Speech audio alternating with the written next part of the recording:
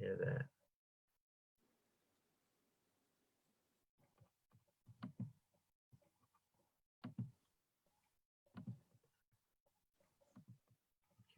I never know if when exactly we go because it's always like a second earlier or a second later. All right, we're joined live this hour by Aida Lugo. This is very, very exciting. She is an artist and educator, writer, and we're going to talk about all the projects she's involved in, several different. So she's working with several different institutions and organizations right now. But before we talk about any of that, let's start the story where it gets started. Aida, can you tell us how you got involved in the arts? Yeah, totally. I'm from Pomona, so I grew up with the arts colony in my backyard and would just go hang out there when I could. During that time, there was a bunch of punk rockers trying to like start a revolution. And then you have like all these artists that were just trying to live off of their work and making gallery shows and things like that. So it was a huge influence on me and thinking forward and career-wise, like what would I really care for doing? So mostly saying that just made me really community-oriented and wanting to get into teaching in the community, arts specifically, because that's the fun stuff. And that's the stuff that really unleashes a ton of unconscious vibrations. So you grew up in Pomona, so you actually got the chance to see the art gallery grow from kind of like this idea to what it is today. To this idea to this point where it's really booming, it's kind of stabilizing, and now what it is today. So can you tell us a little bit about like what that was like to watch to when it was first getting started, when it started really kind of exploding? It's been a roller coaster, I think. Like when I was a kid, it was blowing up, right? So I'm over there maybe 99. I'm seeing a ton of artists, a ton of people showing their work, a ton of people really excited. And then once I hit teenage years, we start hitting the 08, so the recession, and then started seeing like less people hanging out at Art Walk, less enthusiastic artists. And then from there, it went into, I want to say after 2013, things just, I came back out of my BFA at Otis and looked at Pomona and was like, dang, it is blowing up here. I started talking to people at Art Walk. There's people from Redlands, Riverside, OC, East LA, they're all coming to our Art Walk. And that just kind of was like an aha moment of me, like, okay, Pomona, we're like the best thing east of the 605 for a lot of these people. And then after that, it was blooming before all this. So hopefully I just see a lot of those numbers return after this. Yeah. So in many ways, the Pomona Arts Colony is just like this. It draws a lot from both the Inland Empire and the San Gabriel Valley because of its position there in Pomona, I think. Yeah, we're right in the middle, so that's pretty great. And I had no idea. Like I ran away to school in LA thinking like, oh, LA is where it's at. And then when I was in LA, I started hearing all these like artists growing up in Claremont and the foothills, and I was just like, what am I even doing over here? I should have just been hanging out in Claremont. But there was no way I would have went to school in Claremont. There was just not enough people of color. Yeah, no. Claremont's rough. I love Claremont. That's my other neighborhood, so I'm not gonna. Yeah. But if that's what you see, Claremont can be kind of rough. Yeah. Rough neighborhood if you're looking to hang out with artists of color. But yeah, there's a lot that's great about the Claremont and Claremont colleges in the village. So you watch the thing grow where you yourself start getting involved. So where's the first art gallery that you kind of developed a relationship with? So I went to the School of Arts and Enterprise, and that I'd have to say was my first in. The DAW was around, so I had already kind of went to the DAW, loved it. It wasn't till I want to say middle school, so let's say the year before I was going to hit into the School of Arts, I was just hanging out there like every day, and that's when I got connected with DAW, and the Cal Poly had a community organization out there. So I hooked up with them. So it was first them, it's slipping my mind, but it's the downtown gallery that the School of Arts took over. Before that, Cal Poly owned it. And I was just hanging out outside all the time. And then found out that they were doing a program for youth. And I just, knocked on the door, was like, hey, how can I do this program? It was out of my parents' price range. So they were just like, hey, you know what? Write us a letter. We have some funders. We can get you a scholarship. Let us know what you're interested in. So I wrote them a letter, and I've always been very like artsy. So my writing was just like, come on, I'm an artist. I need to be here. I'm like this perfect fit. And they were just like, oh yeah, you're kind of this perfect fit. So come on in, got this full ride, hung out there for a summer. And then the following summer, I went back to do an internship. So that would be my first year of the School of Arts and Enterprise, that first summer in. And that's how I found out. That's how I hooked up with the doll. I actually taught my first clay class that whole summer to some elementary school students. And I still have the piece to this day. I molded this cute little mouse. And that's when I was just like, oh, the doll has this whole upstairs studio space. I had not known about that before then. Because of course I had only gone into the main gallery, into the underground, and then, this whole studio was introduced. Yeah. So I want to talk about some of your work with the doll. Before we do that, though, I want to ask you a little bit about your educational journey. So what was it? What was it like at Otis?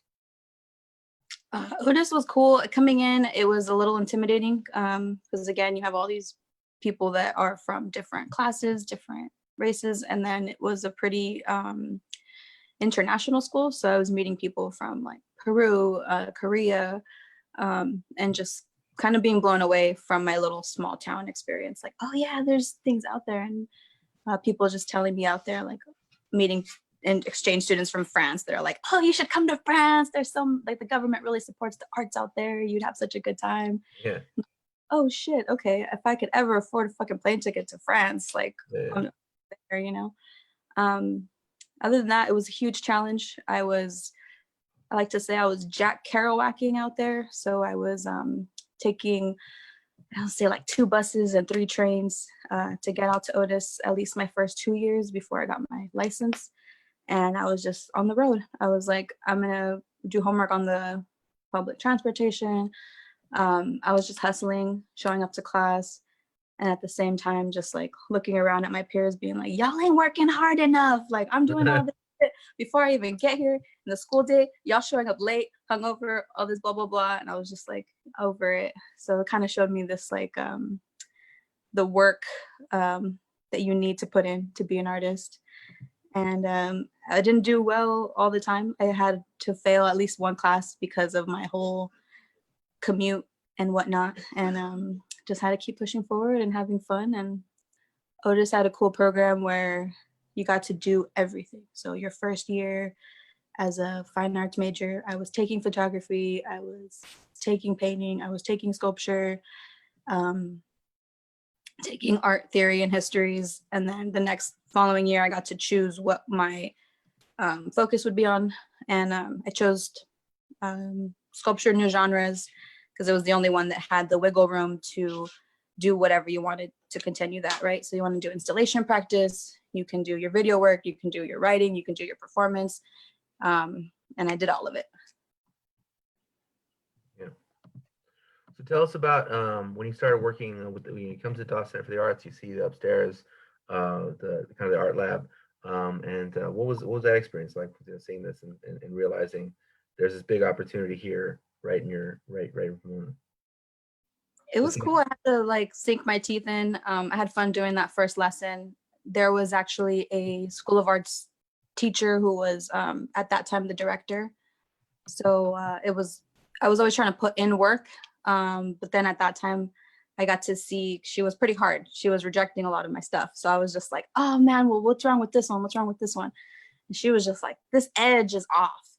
This frame, I don't want to hang this frame. Like all these little things. So I was like, okay, so it takes more. And I'm a bit of a found object artist too. So some of my stuff, I'm just like, this is just compiled junk together. And they're just like, it's not there yet. So I'm like, okay, go back to the drawing board.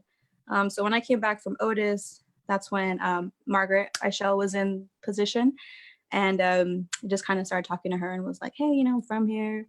I'm happy to help anytime. And then that's when she kind of opened up the doors to the studio space to me and was like, hey, come do a residency, come hang out here, come make work, come work with the community. And at that time it was a bit slow.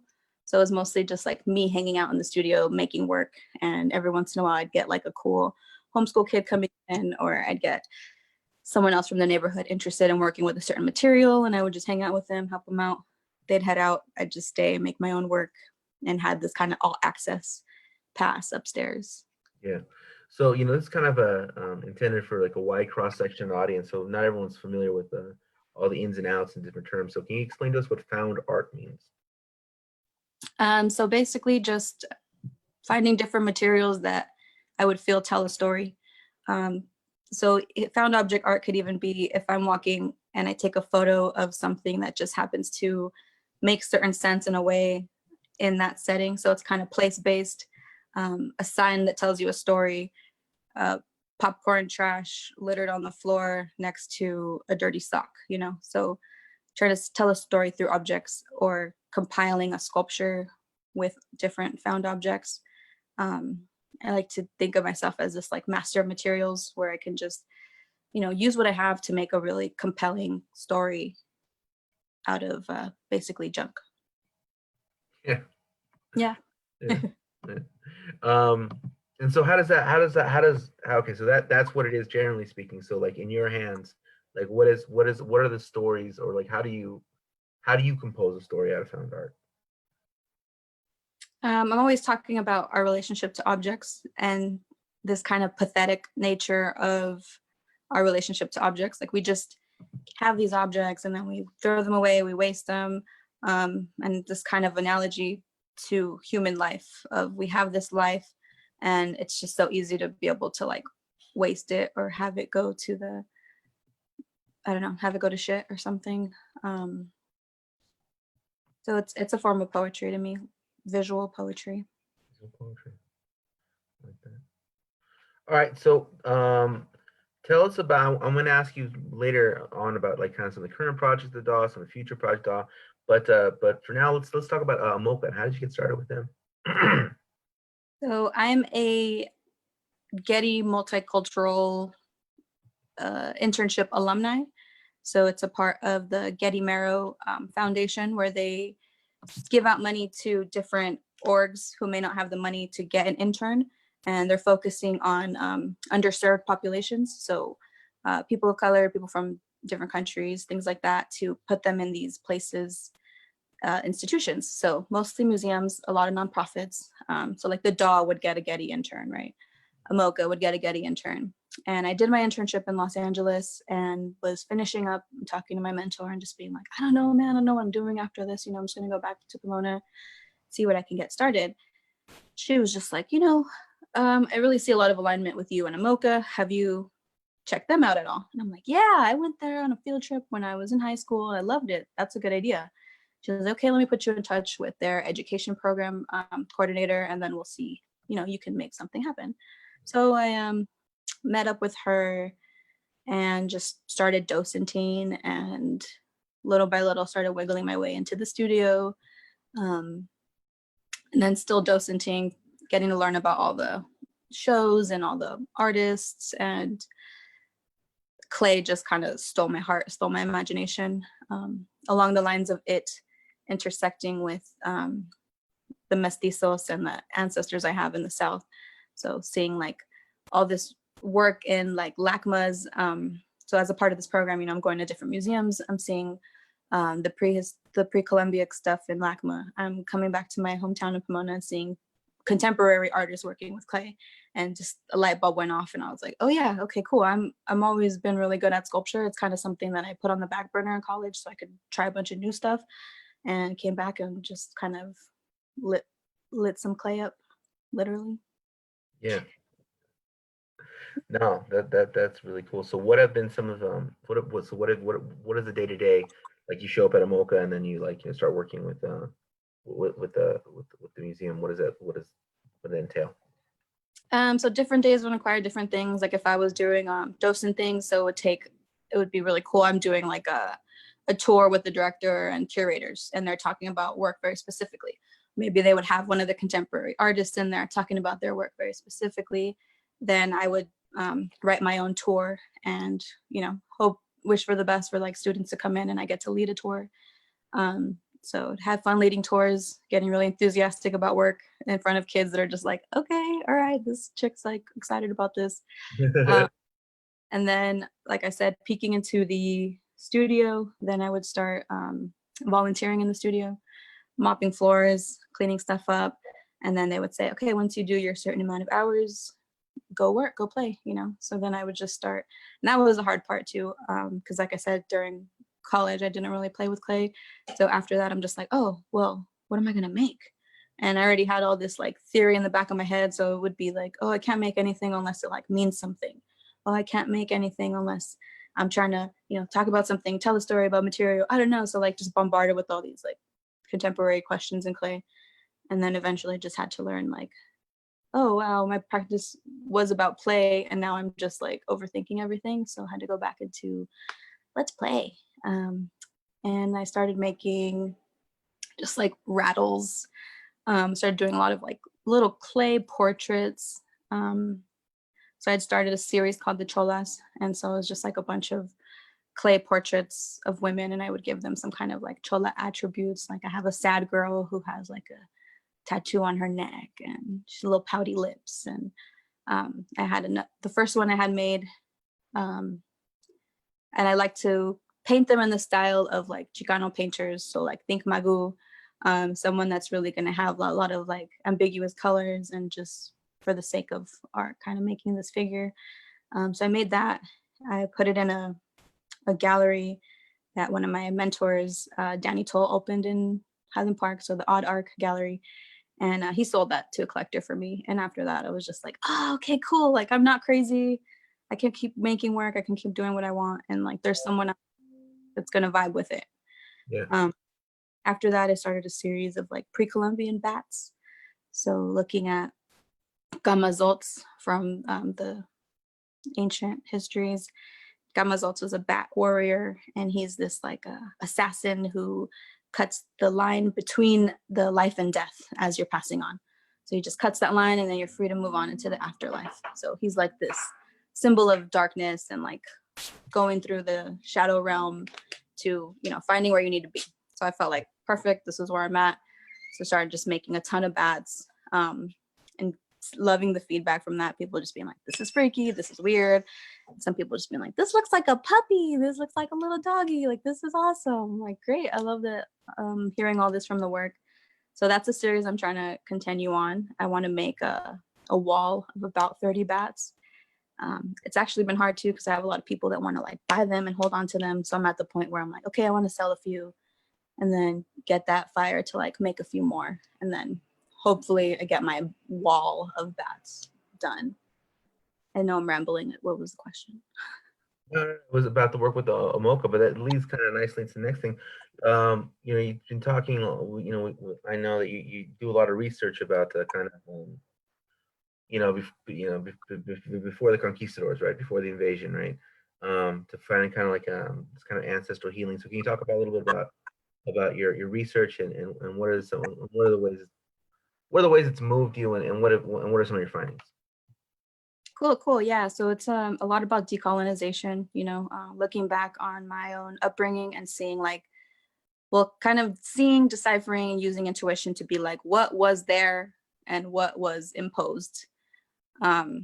So I myself went to a plant-based diet, trying to work on that, and started Aztec dancing. And I had done this when I was in high school, and it stole my heart. It was really exciting. And then, of course, I went about my future and kind of put it aside. And as I started doing this research and research mostly like I'm looking at the codices for my artwork. I'm looking at a lot of like clay work. I'm looking at a lot of like wall reliefs that were just in the ancient Americas and just kind of being blown away by their skills. And this was always something that I've thought of as a kid too, just like, how could people think that like we're more advanced than these people? I mean, look at all their art and look at their quality of life and look at these pyramids that are still standing. Like, it doesn't make any sense, you know? I never really glorified capitalist America. So I was always looking to them like, oh no, this stuff is great. I don't know why, we think we're better. So then went the full circle, went to go visit the pyramids last year, and was just like, oh yeah, I need to be back in Aztec dancing. That was where a lot of my healing needed to go, and finding really that community, the culture, and the practice. So being able to have a spiritual practice in dancing, and just learning that dance is prayer and all this wonderful ways to build community through the dance. So that's been really exciting lately. I was also just sharing the story with my mom recently of when I was a resident at Dada. We were connected with a program from Claremont, and they were having elders come in, and they were having students from all around the states come in to learn about indigenous cultures. So American indigenous cultures, South American indigenous cultures, kids from all over the states. So it was really a dream. I'm not sure if they're still doing this, but I'm like, this is genius. So one of the elders came to the DAW, and he was leading a class. He was decorating like a piece of fabric with some feathers. So he would punch a little hole, stick a feather in, put a little bit of glue, and then eventually create this beautiful mosaic of feathers. So I'm hanging out with this guy, just having my mind blown because he's sharing all this little wisdom and stories with me. And the guy was like an avid tobacco smoker. And I was just like, okay, I'm not really into this, but I like the guy so much. I was like, I'm gonna follow him on his smoke breaks because I just like want to absorb everything that he's got. So I follow him on his smoke breaks. And as he's smoking, he's just like lifting the cigarette to the sky, like putting it in the 4 directions. He just starts telling me about how like smoke is prayer. You know, you take it into your vessel and you release it, and it goes and it becomes one with the universal spirit, and all this beautiful talk about something that I was like, oh, cigarettes are like inherently bad, right? And then I'm just like, oh yeah, okay. So it's a plant. It's something that used to be totally natural before like Western world or whoever took it and started pushing a bunch of crazy things in it. But yeah, that was pretty influential. Thought it was beautiful. Yeah, yeah. So how long have you been involved in danza? Just this past year now, and then like I said, my childhood. So a lot of it has been like patience, coming back to it. But it's like riding a bike. So once you have those steps, you go back into it. You may fall, but as long as you have those steps kind of written in your memory, you can keep up, follow along, and then from now it's more just like perfecting my steps and then like learning the new steps that are a little more complicated. Yeah. I did do a performance, I believe, for the Virgen de Guadalupe, the Virgin Mary, at the DAW this past holiday season. So that's December 12th. I thought that was pretty cool too, because I didn't tell the director or anything that I was going to be in the dance. I just kind of showed up all in my traje and my costume. She was just like, oh, hi, Aida, how are you? I'm like, oh, I'm doing good. Like, so my worlds kind of came together that day. It was pretty nice. Yes. All right. Cool, cool, cool. So I know that you're working on something. You're working on something new. It's kind of like collecting these thoughts together. Can you tell us a little about that? I'm doing a case study right now. So for the past 3 years, I've been going to the California Association of Museum Conference. And this is a part of the Getty Marrow alumni situation. So they always give me the opportunity. They're like, hey, do you want to go to this conference? We can benefit from you, learning from it. Hopefully this will help your career in the future.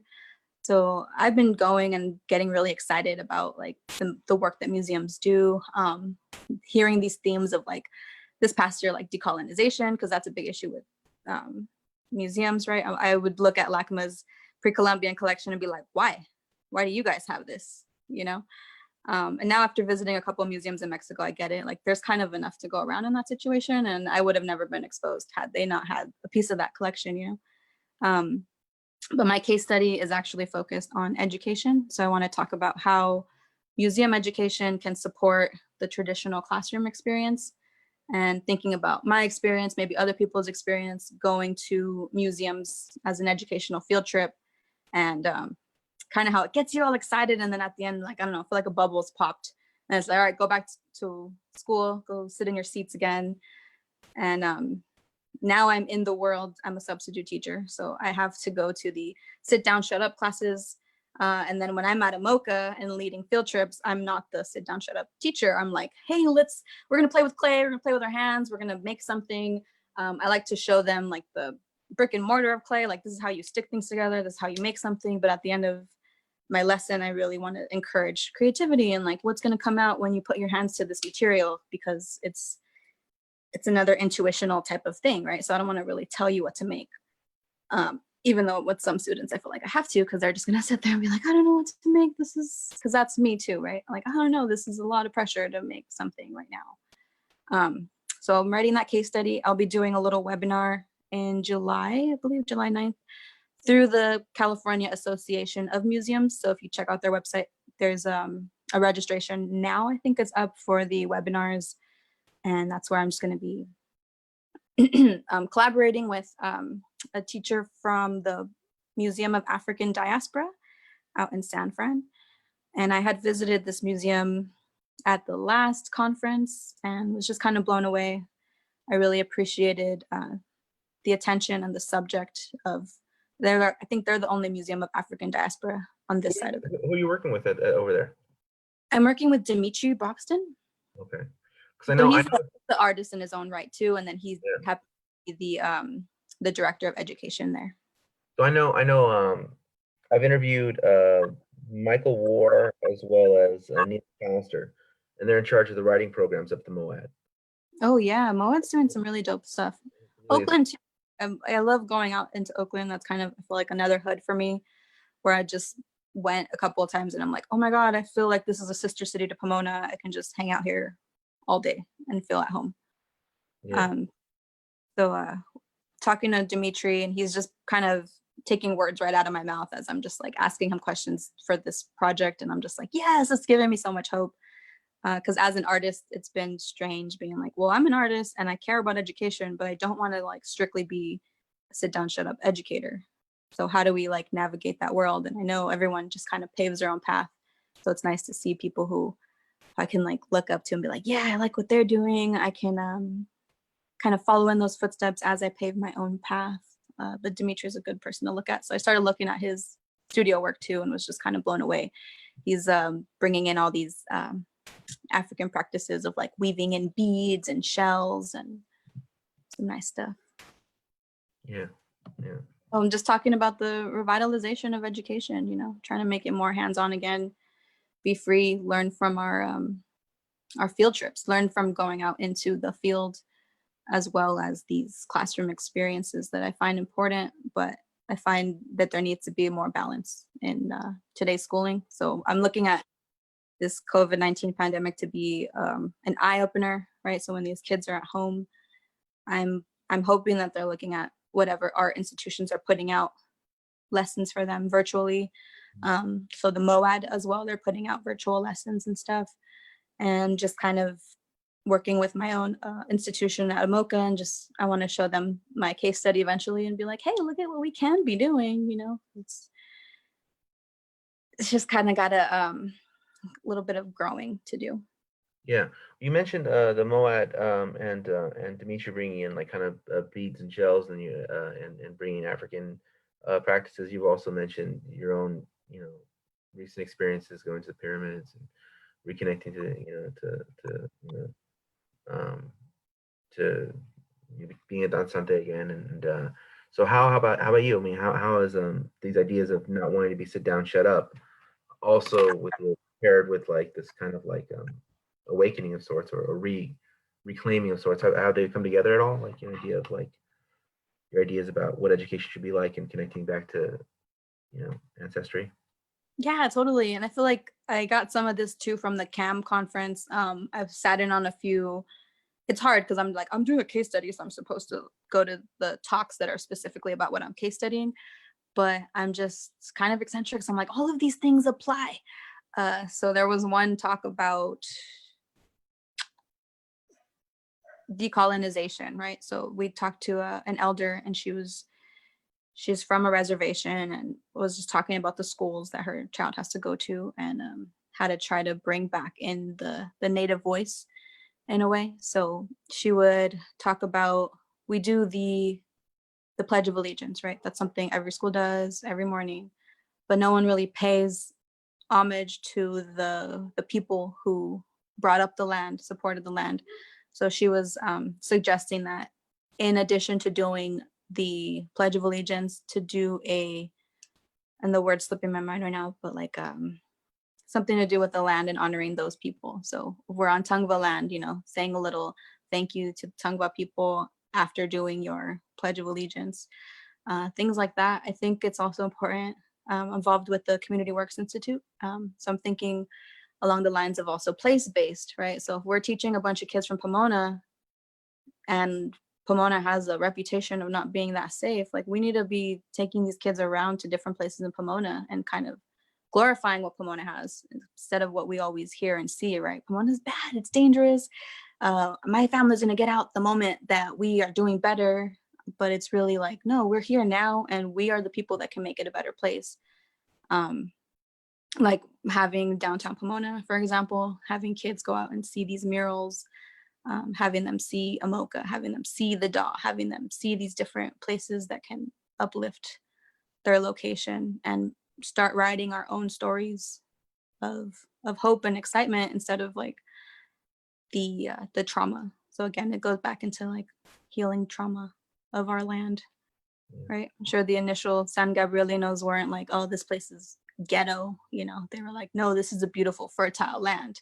And the kids need to learn about that. We need to learn about the orange fields. We need to learn about how fertile this land is and how we can use that in our own stories, how it's raising us up to be creative or in whatever road we end up going on. Yeah. So can you tell us a little bit about can you tell us more once again, where can we find the webinars you're putting on? Is it open to the public or some of the projects you are putting on that are open to the public, and how have you migrated some of your work online? Yeah. You can find my IG on Aida, so Aida Arte, ARTE, Paz, so ARTEYPAZ. So Aida Arte Paz. I'll be posting a flyer. I know we have the California Association of Museums. They should be getting out a nice little flyer for us soon. You can also just check out the California Association of Museums directly. And I believe they'll have like a little registration. These are called case studies. So it'll just say case studies. They're by fellows. So I'm currently a CAM fellow who is being supported to write this case study. Okay. Excellent.